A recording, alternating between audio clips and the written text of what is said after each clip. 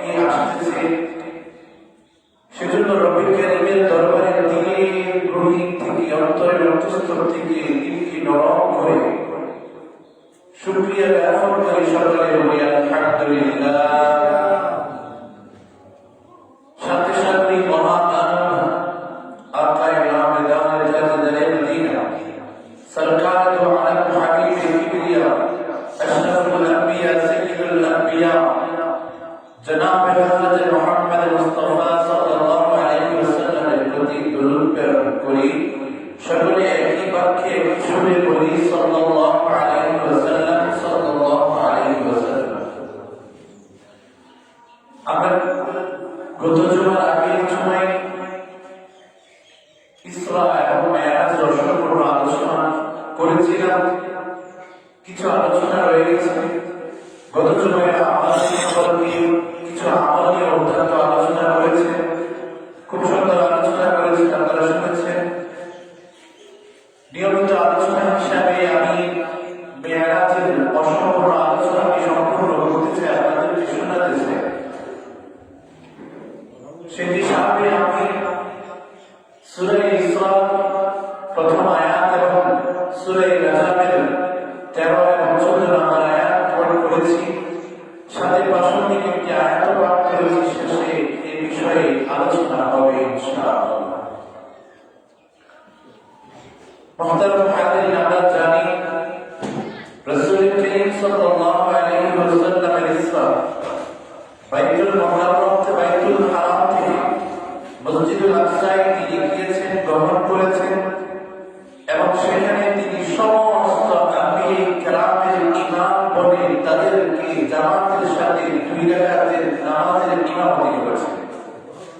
সেখানে গিয়েও আম্বিয়া কেরামের মধ্যে হযরত আদম আলাইহিস সালাতু ওয়াস সালাম থেকে নিয়ে ঈসা আলাইহিস সালাতু ওয়াস সালাম পর্যন্ত সাহায় আম্বিয়ার মধ্যে সমস্ত আম্বিয়াদের মধ্যে আমাদের নবী হযরত মুহাম্মদ মুস্তাফা সাল্লাল্লাহু আলাইহি ওয়াসাল্লাম ইমাম হিসাবে শ্রেষ্ঠত্বের মুকুট নিয়ে নিয়েছেন। আলহামদুলিল্লাহ।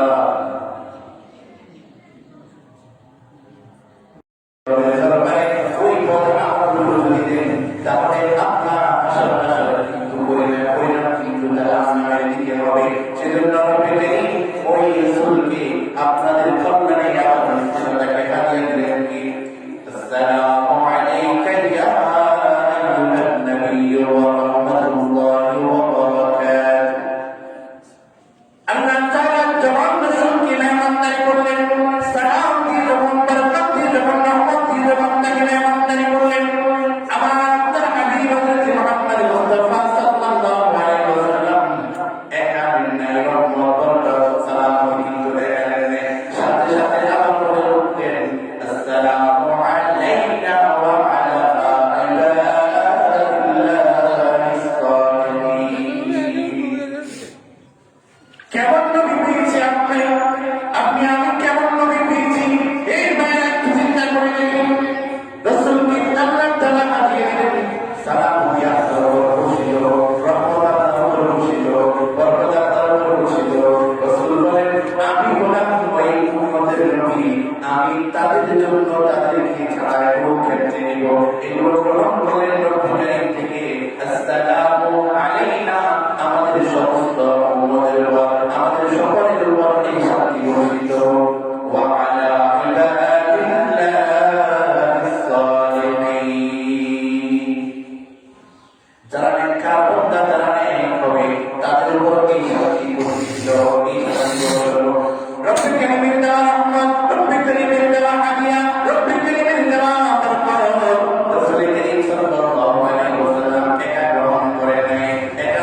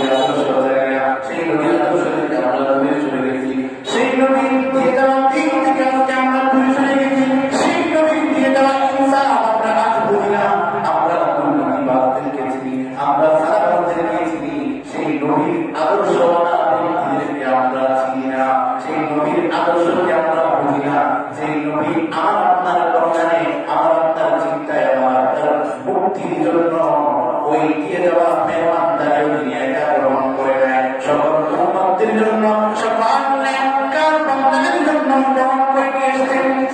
যখন হাবিব আল্লাহ তাআলার মধ্যে এই কথোপকথনগুলো শুনলে আকাশের ফেরেশতারা খুশি হয়ে বললেন, আশহাদু আল্লা ইলাহা ইল্লাল্লাহু ওয়া আশহাদু আন্না মুহাম্মাদান আবদুহু ওয়া রাসূলুহু। আকাশের ফেরেশতারা যখন হাবিব আল্লাহ তাআলার হাবিবুল্লাহ এবং আল্লাহর জন্য কথোপকথন শুনলেন, কি মধুর কথোপকথন, মেহমানদারির হাদিয়া কত সুন্দর, তখন ফেরেশতারা আকাশ থেকে ডাক দিল, আল্লাহ তাআলা পবিত্র কোরআন নাই হযরত মুহাম্মদ মুস্তাফা সাল্লাল্লাহু আলাইহি ওয়াসাল্লাম আল্লাহ তাআলার রাসূল এবং তার প্রিয় বান্দা। পুরা কথোপকথনকে একটি তাশাহুদ নামের প্যাকেটে ভরে রাখছে।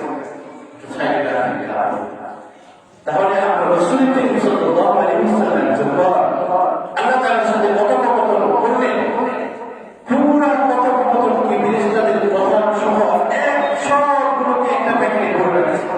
এটার নাম কি? তাশাহুদ। আল্লাহ তাআলার কথা, রাসূলের কথা এবং ফেরেশতাদের কথা সবগুলোকে এক নামে এক প্যাকেটে ভরে রেখেছে। এটার নাম কি? তাশাহুদ। এটা এবার আমি বলেন, জনাব হযরত মুহাম্মদ মুস্তাফা সাল্লাল্লাহু আলাইহি ওয়াসাল্লাম বলেন, ইয়া রাহমান ইয়া রহিম, জমিন থেকে আপনি নিয়ে গেলেন বাইতুল মুকাদ্দাসে, সেখানে আপনি সম্মানজনক পদকে দিলেন, সর্বদা আলেম ইমাম বানাইলেন, ভালো। সেখান থেকে আপনি প্রথম আকাশে নিয়ে গেলেন, প্রথম আকাশে নিয়ে গেলেন, আপনি সম্মান প্রদর্শন করলেন, ভালো কথা। সেখান থেকে আপনি সপ্তম আকাশে আনলেন, জিবরাইলকে সর্বশক্তি হিসাবে রাখলেন, আপনি সিদরাতুল মুনতাহা, আপনি সৌন্দর্য কিছু রূপ দেখিয়েছেন, জান্নাতে রহমত করিয়েছে, জাহান্নামে আপনি জাহান্নামের আযাব শাস্তি দেখিয়েছেন। সেখান থেকে আবার আপনি আপনার মেহমান হিসাবে আপনার কাছে বসে বসেছেন এবং সেখানে কিছু কথোপকথন করেছেন, কিন্তু আল্লাহ তাআলা আপনি তো আমাকে উম্মতের হাদি হিসাবে, উম্মতের হেদায়েতকারী হিসাবে, উম্মতের পথপ্রদর্শক হিসাবে, উম্মতের পবিত্র মুক্তির জন্য আপনি আমাকে নবী হিসাবে তাদের মধ্যে প্রেরণ করেছেন। আমি জমিন থেকে আকাশে আসতাম, সেখান থেকে আপনার দরবারে মেহমান করা, আমি উম্মতের মুক্তির জন্য কি নিয়ে যাব, আপনি আমাকে আমার উম্মতের মুক্তির জন্য কিছু জানিয়ে দেন। রাসূল আমার ভিক্ষুকের মতো আমার আপনার মুক্তির জন্য আল্লাহ তাআলার দরবারে হাজির আছেন। ইয়া মালিক ইয়া রাহমান ইয়া রহিম, আপনি আমার উম্মতের জন্য কিছু হাদিয়া দেন, সেই হাদিয়া গ্রহণ করে আমার উম্মত জান্নাত লাভ করতে পারে, আমার উম্মত জাহান্নাম থেকে বেঁচে যেতে পারে, আমার উম্মত দুনিয়ার মানবিকারে মানবিক বিভিন্ন বাধা থেকে মুক্তি পেতে পারে, কবরের জগতে আমার উম্মত যেন জাহান্নামের শাস্তি থেকে বাঁচতে পারে, সেই জন্য আমার উম্মতের জন্য কিছু হাদিয়া দেন। রাসূল আপনার জন্য ভিক্ষা চেয়েছেন। আল্লাহ তাআলা তার হাবিবকে বলেন, ইয়া হাবিবাল্লাহ, ইয়া রাসূলুল্লাহ, আপনাকে আমি জমিন থেকে আকাশে আনলাম, আপনি আমার মেহমান, আপনি যখন আমার কাছে কিছু চাইবে আমি আপনাকে কোনোভাবেই হাত করতে পারি না। জমিন আপনার জেলায় সৃষ্টি, আসমান আপনার জেলায় সৃষ্টি, ফেরেশতারা আপনার জেলায় সৃষ্টি, আল্লাহ আপনার জেলায় সৃষ্টি, যা মাখলুক আছে সবগুলো আপনার জেলায় সৃষ্টি। এখন যদি আপনি আমার কাছে কোনো আবদার চাইতেন, তাহলে আমি সেই আবদার আর করতে পারি না, সেই আবদার আমার পক্ষে সেটা রাখতে হবে।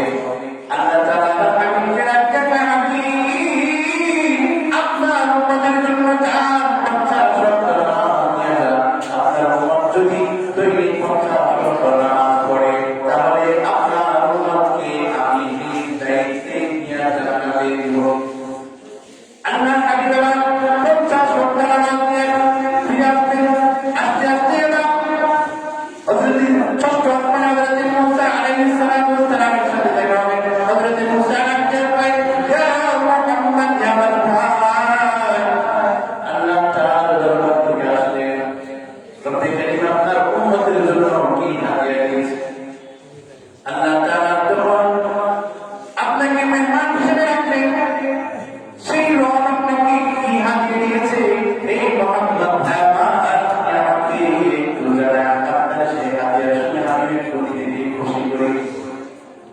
রাসূল করিম সাল্লাল্লাহু আলাইহি ওয়াসাল্লাম ডাক দেয়া কয়, হে আমার মুসা, আল্লাহ তাআলা আমার উম্মতের জন্য 50 ওয়াক্ত নামাজ দিয়ে দিয়েছে। মুসা ভাই কি বলেন? হায় ভাই কি বলেন? আমার উম্মতের উপর 3 ওয়াক্ত নামাজ পড়া ছিল, তারা তাও করত না।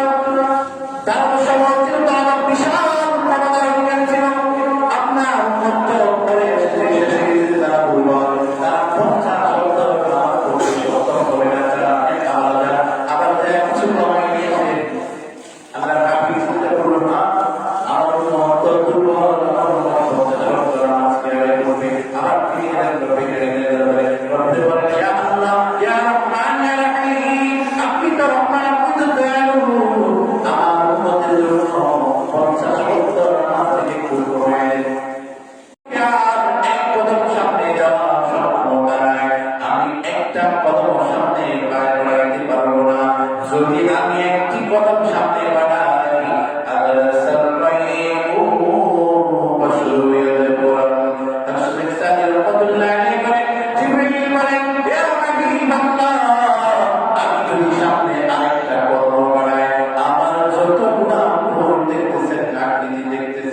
আমার সব আকৃতি আল্লাহ তাআলা রয়ে আমার পুরা আকৃতি কি ধ্বংস করে দিবেন, করে সারা করে দিবেন।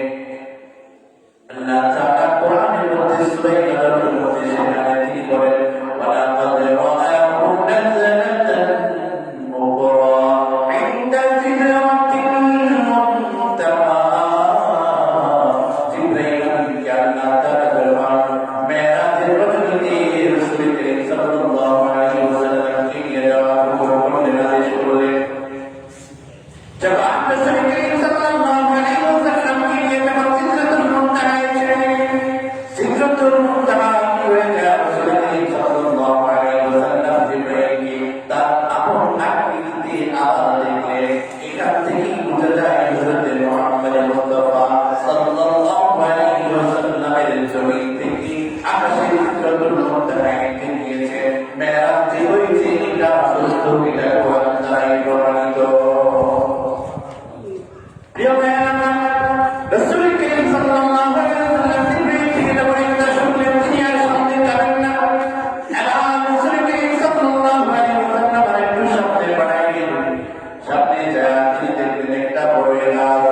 ভোর থেকে আওয়াজ হলো, ফেরেশতাদেরকে বলল, হে ফেরেশতা, তোমরা সকলে মিলে এই গাছটাকে ঘিরে ধরো, সাজায় দাও। আমার হাবিব জমিন থেকে আমার হাবিব সাক্ষাৎ আসতেছে। এই ফেরেশতারা, এই আসমানের ফেরেশতারা, তোমরা সিদরাতুল মুনতাহার কাছ থেকে তোমরা সুসজ্জিত করে নাও। রাসূল করিম সাল্লাল্লাহু আলাইহি ওয়াসাল্লাম বলেন, যখন ভোর থেকে আওয়াজ হলো, কিছু ফেরেশতা ওই সিদরাতুল মুনতাহা নামক গাছটি এমন ভাবে প্রস্তুতি নিয়ে আসলো, এটা এমন সৌন্দর্যে ভরে উঠলো, দুনিয়ার কোনো মানুষ এই সৌন্দর্যের ধারণাও তারা কল্পনা করতে পারবে না। রাসূল করিম সাল্লাল্লাহু আলাইহি ওয়াসাল্লাম বলেন, আপনি এমন সৌন্দর্য অবলোকন করার কোরআনের তোমারটা কিছু দেখা যায় না। সামনে হাঁটতেছি এমন সময় আমার থেকে আওয়াজ হচ্ছে, রাসূল সাল্লাল্লাহু আলাইহি ওয়াসাল্লামকে আরশের ফেরেশতারা স্বাগতম জানাচ্ছে। আল্লাহ তাআলা তাকে যখন তার সামনে বসাইলেন, আল্লাহ রাসূল আল্লাহ তাআলার কাছে মেহমান হয়ে গিয়েছেন।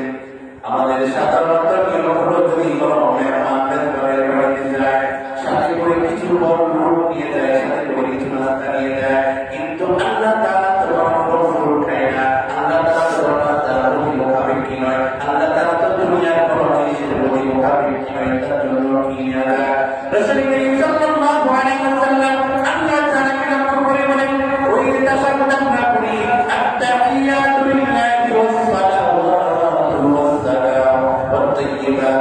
রাসূল করিম সাল্লাল্লাহু আলাইহি ওয়াসাল্লাম বলেন, আল্লাহ তাআলার জন্য আত-তাহিয়াতু লিল্লাহি, আল্লাহ তাআলার জন্য পবিত্রতা বর্ণনা করেন, ওয়াস-সালাওয়াতু ওয়াত-তাইয়্যিবাত, তিনটা পবিত্রতা বর্ণনা করেন, তিনটা বাক্য থেকে করেন। এই পবিত্র বাক্য থেকে এই হাদিয়া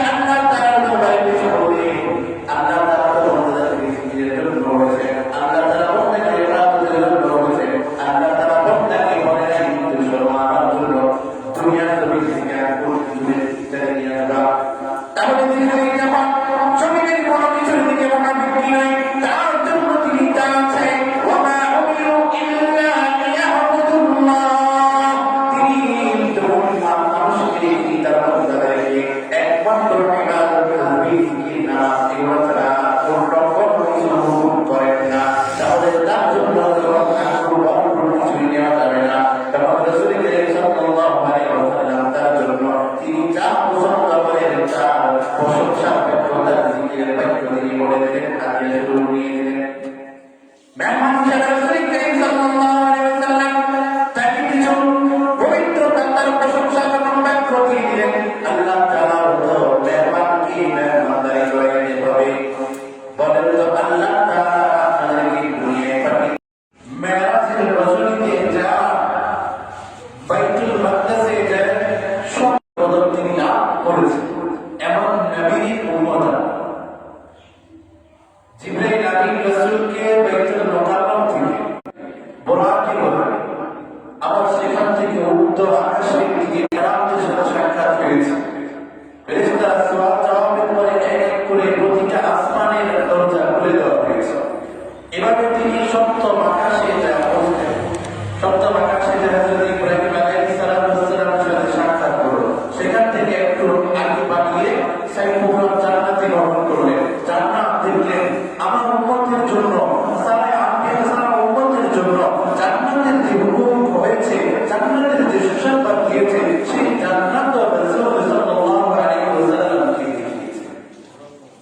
সাথে সাইয়্যিদুল আরেকটা ছিল জাহান্নামের আযাব দূর থেকে তিনি সেটা অবলোকন করেছেন। জিবরাইল আমিন সাথে নিয়ে তাকে জান্নাত জাহান্নাম সব কিছু দেখিয়ে অবশেষে সিদরাতুল মুনতাহায় গিয়ে স্টপ হয়েছে। সেখানে জিবরাইল আমিন রাসূল সাল্লাল্লাহু আলাইহি ওয়াসাল্লামকে একাই ছেড়ে দিয়েছেন, বলেছেন এবার আপনার ইবাদত, এরপরে আমার যাওয়ার আর কোনো হুকুম নাই। এরপরে যদি আমি এক কদম যদি আগ বাড়াই, আমার একটা শরীরের একটা বড় যদি সামনে যায়, রব্বুল কারীমের তাজাল্লি আমার পুরা শরীর, আমার পুরা মন যতগুলো আছে 70,000 বিশিষ্ট কোরের দ্বারাই হযরত ইব্রাহিম আলাইহিস সালামের আকৃতি। তিনি বলেন যদি আমি এক কদম সামনে বাড়াই তাহলে রব্বুল কারীমের তাজাল্লি আমার পুরা শরীরকে, আমার পুরা বডিকে তিনি সারকার করে।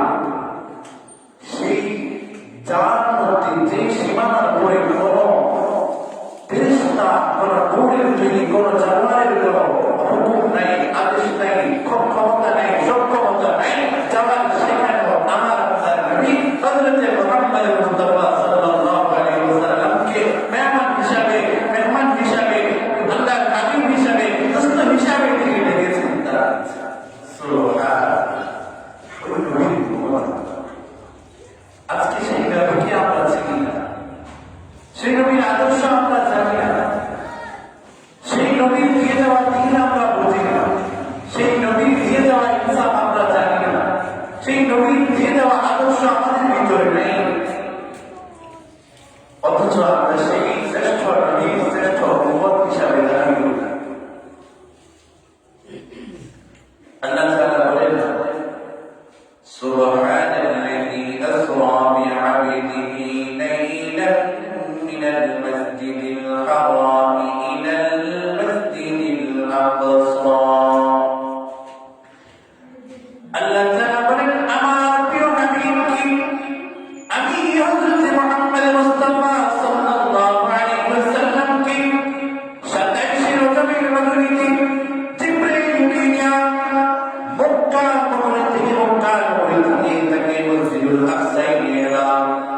সেখান থেকে তাকে মসজিদুল আকসায় ইমামতি করায়